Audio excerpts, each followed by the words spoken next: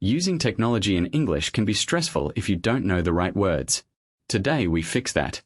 Tech phrasal verbs are everywhere online. Do you know them all? Honestly, that's where a lot of learners freeze. So today we give you the exact phrases native speakers actually use. Let's do it. Welcome to Real English Podcast. Today's topic: phrasal verbs for technology. You'll learn 10 practical phrases you can use immediately, each with a real example.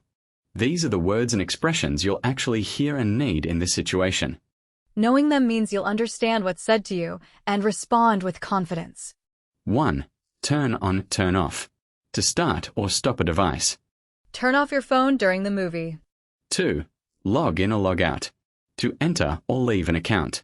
I can't log in, I forgot my password. 3. Sign up. To create a new account. Sign up for the newsletter to get updates. 4. Backup. To save a copy of your data. Back up your files before the update. 5. Plug in. To connect to power.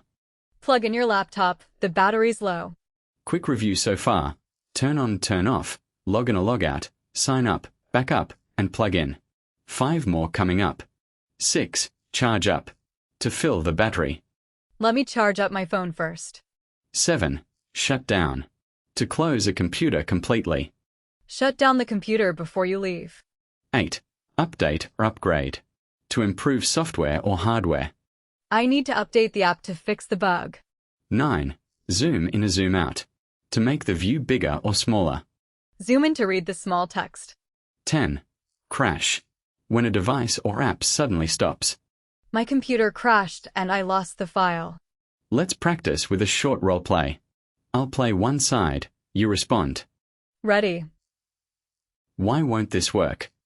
Did you plug in the charger? The battery might be dead. Oh, it was off. Now it won't let me log in. Try to update the app, it might fix the bug. Good idea. I should back up my files too.